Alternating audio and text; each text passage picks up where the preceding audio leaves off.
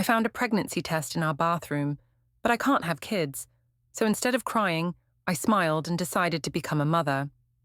My name is Keisha Thompson. I'm 29 years old, and that positive pregnancy test I found changed everything, but not in the way you think. Let me start from the beginning. 5 years ago, I found out I couldn't have children. The doctor sat across from me in his office. White walls, cold air, papers everywhere. "I'm sorry, Keisha," he said. "Your test results show that you have severe scarring in your uterus from the infection you had years ago. The chances of you getting pregnant naturally are almost zero." I remember sitting there, frozen, not crying, not moving, just frozen. "Almost zero," I whispered. "Less than 1%, I'm very sorry."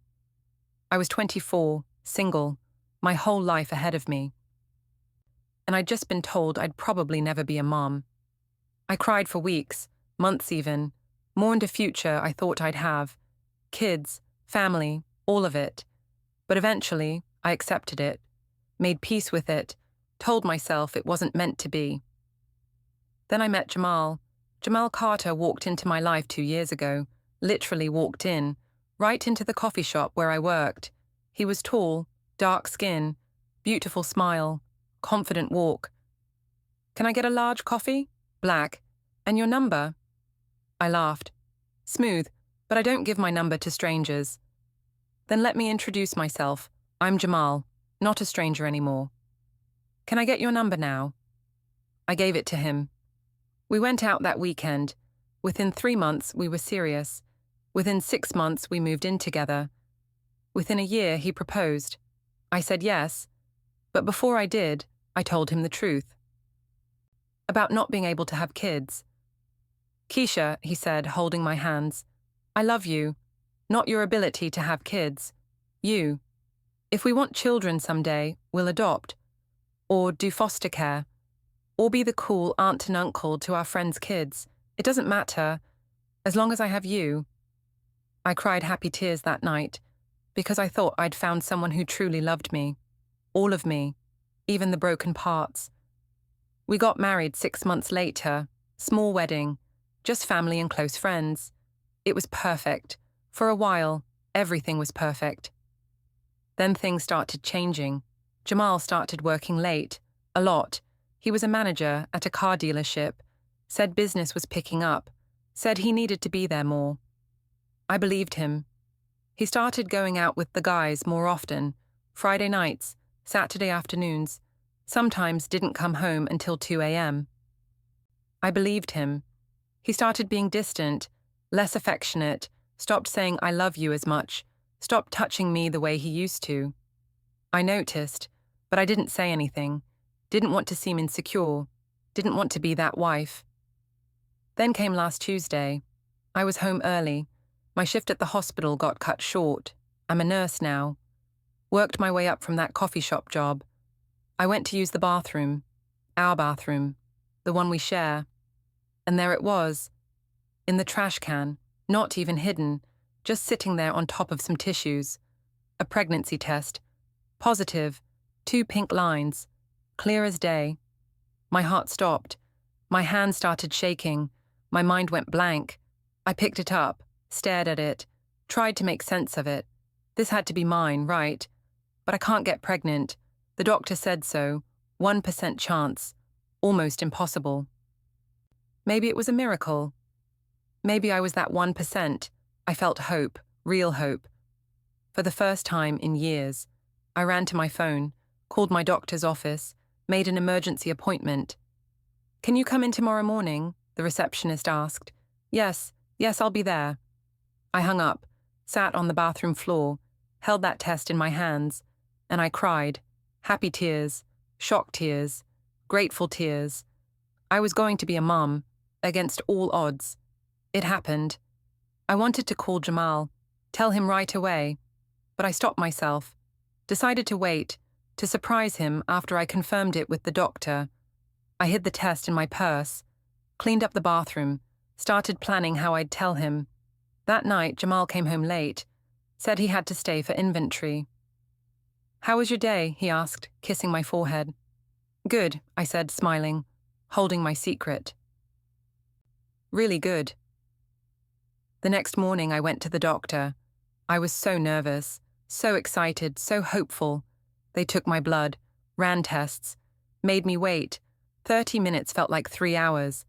Finally, the doctor came in. The same doctor from 5 years ago. Keisha, he said, your blood test came back. I held my breath. You're not pregnant. Everything crashed. The hope, the excitement, the dream. What? I whispered. Your hormone levels are normal. You're definitely not pregnant. I'm sorry. I pulled the test out of my purse, showed him. But this was in my bathroom. It's positive. He looked at it carefully. This test is positive, yes, but it's not yours. The room went cold. What do you mean? Keisha, given your medical history and your current test results, this pregnancy test belongs to someone else. Someone else. Those 2 words echoed in my head. Someone else was pregnant. Someone else took a test. In my bathroom. In my house. Someone else. I drove home in a daze. Couldn't think. Couldn't process. When I got there, the house was empty. Jamal was at work. I went back to the bathroom, looked through the trash more carefully. Found a receipt from 3 days ago, from a pharmacy downtown, for a pregnancy test, and vitamins, prenatal vitamins. The name on the credit card. Not mine, not Jamal's, a woman's name. Simone Davis. I took a picture of it. Then I did something crazy. I searched that name on social media, found her immediately. Simone Davis, 23 years old, pretty girl, dark skin, long braids, bright smile. I scrolled through her photos, and then I saw it, a picture from 2 weeks ago, at a restaurant. She was with someone, Jamal. My husband. The caption said, "Date night with my love." My hands were shaking so bad I dropped my phone. I picked it up, kept scrolling, more pictures. Jamal at her apartment, Jamal at the beach with her, Jamal kissing her cheek. All recent, all within the last few months. I felt sick, ran to the bathroom, threw up. When I was done, I sat on the floor. And that's when I should have cried. That's when most women would break down, scream, destroy things, call him, confront him. But I didn't. Instead, I smiled, because I had just made a decision. I wasn't going to cry. I wasn't going to break. I wasn't going to let him see me hurt. Instead, I was going to become a mother. Not to his baby, not to Simone's baby, but to the child I was always meant to have. I picked myself up off that bathroom floor, washed my face, fixed my hair. Then I called someone I hadn't spoken to in months. Hello? Hey, Carmen, it's Keisha, I said. Carmen was a social worker. I'd met her at the hospital. She worked in foster care and adoption services. Keisha, girl, it's been forever. How are you? I'm good. Listen, remember when you told me about becoming a foster parent? Is that still something you help with? Of course, are you interested? Yeah, very interested. What do I need to do? We talked for an hour. She explained the process, the classes, the home visits, the paperwork. It takes a few months, she said, but if you're serious, I can get you started this week. I'm serious, more serious than I've ever been about anything. Okay, I'll email you the information. We'll get you set up. I hung up. And for the first time in 24 hours, I felt something other than pain. I felt purpose. That night, Jamal came home around 8 p.m. Hey, baby, he said, like nothing was wrong, like he wasn't living a double life. Hey, I said, stirring the pot on the stove. Dinner's almost ready. Smells good. What is it? He said. Your favorite. Spaghetti and meatballs. He smiled, kissed my cheek. You're the best. I wanted to throw the hot pot at him, but I didn't. I just smiled back. I know. We ate dinner, talked about our days. He told me about some big sale at the dealership. I told him about a patient I helped at the hospital. Normal conversation, like we were a normal couple. but I knew the truth, and he had no idea that I knew. After dinner, I brought it up casually. "Hey babe, I've been thinking about something," I said casually. "What's that?" "Remember when we talked about kids? About maybe fostering or adopting one day," I replied. He looked uncomfortable. "Yeah, I remember." "I think I want to start that process, like soon." He put his fork down. "Now? Why now?" He sounded a bit upset. "Because I'm ready. I've been thinking about it a lot, and I think we'd be great foster parents." "Keisha, I don't know. That's a big step. Maybe we should wait a bit," he said. "Wait for what? We're stable. We have space. We have love to give." "Why wait?" I retorted. He shifted in his seat. "I just think we should think about it more. Make sure we're both ready." I stared at him. This man, my husband, who was having a baby with another woman, telling me we weren't ready. "Okay," I said softly. "We'll think about it more." But I wasn't waiting. Not for him. Not for anyone. Over the next 2 weeks, I moved in silence. During the day, I went to work, came home, cooked dinner, played the good wife. But in my free time, I was planning. I went to foster care classes, attended orientation, filled out paperwork. I opened a separate bank account, started moving money, my money. I called a lawyer, started asking questions about divorce in our state. I gathered evidence, screenshots of Simone's social media, the receipt, everything. I even drove by Simone's apartment one night, saw Jamal's car parked outside, took a picture, time-stamped it, added it to my folder, and through it all, I didn't cry, didn't break, didn't let him know. Then, 2 weeks after I found that pregnancy test, something happened. I came home from work early again. It was Thursday afternoon. As I pulled into the driveway, I saw a car I didn't recognize, a small blue Honda. I parked, walked to the front door. It was unlocked. I opened it quietly, and I heard voices, from upstairs, from our bedroom, a woman's voice, and Jamal's voice. My heart pounded, but I didn't panic. I took out my phone, started recording. Then I walked upstairs, slowly, quietly. Our bedroom door was half open. I looked inside. Jamal was sitting on our bed, and Simone was there, standing in front of him, her hand on her stomach, a small bump visible under her shirt. "I'm scared," she was saying. "What if she finds out?" "She won't," Jamal said. "I told you. She doesn't suspect anything." "But what are we going to do when the baby comes? I can't hide forever." "I'll figure it out. Maybe I'll leave her. Start fresh with you and the baby." Simone looked relieved. "Really? You'd do that?" "Of course. I love you. I want this baby. I want us." I stopped recording, opened the door fully. "That's good to know." They both jumped, turned, went pale. "Keisha," Jamal started. "Don't," I said calmly. "Don't say my name. Don't apologize. Don't explain." I looked at Simone. She was crying, shaking. "Simone, right?" I said. "I'm Keisha, Jamal's wife." She couldn't speak, just nodded. "Congratulations on the baby," I continued. "I'm sure you'll be a great mum." "I'm sorry," she whispered. "I didn't know he was married. Not at first. And then when I found out, I was already pregnant," I finished. "Yeah, I know. I found your test in my bathroom 2 weeks ago." Jamal stood up. "Keisha, please, let me explain." "Explain what?" "That you've been cheating on me. That you got another woman pregnant. That you were planning to leave me." I held up my phone. "I recorded everything, so save your breath." His face went from pale to red. "You recorded us?"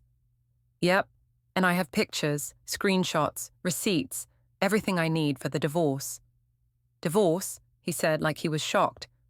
"What did you think was going to happen, Jamal? That I'd just accept this? That I'd let you keep living 2 lives?" Simone was full-on sobbing now. "I'm so sorry, I'm so sorry." I looked at her, really looked at her. She was young, scared, pregnant, in love with a man who was lying to her too. "Simone," I said softly, "you're not the villain here. He is. He lied to both of us. He played both of us. You're just as much a victim as I am. She looked up at me, confused. What? He told you he'd leave me, right? That you'd be together. That he'd be there for you and the baby. She nodded. He's lying. He was never going to leave me. He wanted both of us, 2 lives, 2 families, and he thought he could get away with it. I turned to Jamal. But he can't. Keisha, I love you. No, you don't. If you loved me, you wouldn't have done this. If you loved me, you would have been honest. You would have left before starting something with someone else. I walked toward the door, stopped, turned back. I'll be out of here by the end of the week. You can have the house. I don't want it. I don't want anything that reminds me of you. Where will you go? He asked quietly. That's not your concern anymore. I left, drove to my best friend Monica's house, knocked on her door. When she opened it and saw my face, she didn't ask questions, just pulled me inside. What happened? I told her everything. The pregnancy test, Simone, Jamal, all of it. That sorry piece of, she started. It's okay, I said. I'm okay. You're okay? Girl, your husband got another woman pregnant. I know, and it hurts, but I'm not going to let it break me. Monica looked at me like I was crazy. How are you so calm? Because I have a plan, and because I made a decision 2 weeks ago. What decision? To become a mother. I told her about the foster care process, about my application, about my plan to leave Jamal and start fresh. Monica's eyes filled with tears. Keisha, you're amazing. You know that. I'm just doing what I need to do to survive. No, you're doing more than surviving. You're choosing yourself, and that's powerful. 3 days later, I moved out. Took only what was mine. Clothes, books, photos from before Jamal. I got a small apartment across town, 1 bedroom, cozy, affordable, filed for divorce the same week. Jamal didn't fight it, probably because he knew I had all the evidence. The divorce was finalized in 3 months, fastest 3 months of my life. During that time, I continued my foster care training, finished all my classes, passed my home study, and then I got the call. Keisha, it's Carmen. Hey, Carmen. I have a placement for you if you're ready. My heart started racing. I'm ready. Her name is Zara. She's 6 years old. She's been in the system for 2 years. Her mum struggled with addiction, lost custody. She needs a stable home, someone who will love her. Tell me when I can meet her. 2 days later, I met Zara. She was tiny, big brown eyes, hair in 2 puffs, shy smile. Hi, I said, kneeling down to her level. I'm Keisha. Hi, she whispered. I heard you like to draw. She nodded. Me too. Maybe we can draw together sometime. She smiled. A real smile. Okay. That was 6 months ago. Today Zara lives with me, full time. I'm in the process of adopting her officially. She calls me Miss Keisha most of the time, but last week she slipped and called me Mama. I cried happy tears when I heard it. She's thriving, going to school, making friends, drawing every day, laughing, playing, being a kid. And I'm thriving too. I'm healing, working, building a life I'm proud of. I haven't spoken to Jamal since the divorce. Heard through mutual friends that he and Simone had the baby, a girl. They're trying to make it work. I wish them well, I really do. Not for him, but for that baby. She deserves a good father. Simone reached out to me once, sent me a message. Keisha, I'm sorry for everything. You were right about him. He's not the man I thought he was. But I'm stuck now. I have a baby with him. I can't just leave. I wrote back, You're not stuck. You're making a choice to stay. And that's okay. But remember, you deserve better too. Don't settle for less just because you have a child together. You and your daughter deserve someone who truly loves you. She never responded, but I hope she heard me. Last month, something beautiful happened. Zara and I were coloring at the kitchen table. She was drawing a picture of a house, with 2 people in front, one big, one small. Who is that? I asked, pointing to the big person. That's you, she said. And who's that? I pointed to the small person. That's me. What are we doing in the picture? She looked up at me. We're home, together. My eyes filled with tears. Yeah, baby, we are. She went back to coloring, then said quietly, Miss Keisha. Yes? Can I call you Mama? For real? I set down my crayon, pulled her into my lap, hugged her tight. Yes, Zara, you can call me Mama. I'd love that.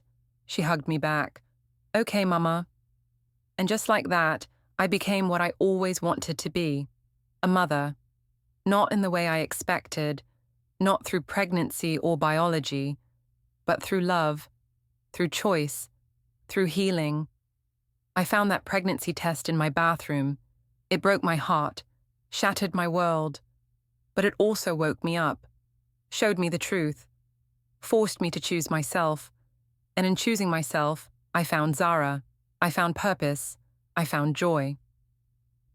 Some people say what Jamal did was the worst thing that ever happened to me, but I don't see it that way. What he did was terrible, hurtful, wrong, but it also set me free, free to find real love, not romantic love, but the love between a mother and her child. The love I have for Zara is bigger than anything I ever felt for Jamal.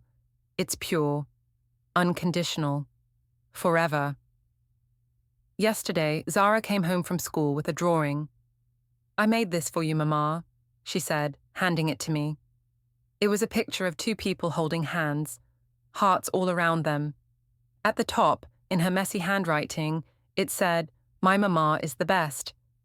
I hung it on the fridge, right in the center, and I smiled, a real smile, a genuine smile, because I am the best. Not because I'm perfect, but because I chose to keep going, to keep loving, to keep living. I could have let Jamal's betrayal destroy me. I could have given up, stayed bitter, stayed angry, but I didn't. I took that pain and turned it into something beautiful. I became a mother, a real mother, to a little girl who needed me as much as I needed her. So, yeah. I found a pregnancy test in our bathroom, but I can't have kids. So instead of crying, I smiled and decided to become a mother. Not biologically, but in every way that matters. And you know what? I wouldn't change a thing. Because this is my story, my comeback, my redemption, and it's just getting started. If this story touched your heart, please like and subscribe. Comment below and tell me, what would you have done in Keisha's situation? Remember, Queens, sometimes the worst betrayal leads to the best blessing. Keep your crown on. Keep choosing yourself. Keep loving fiercely. Until next time.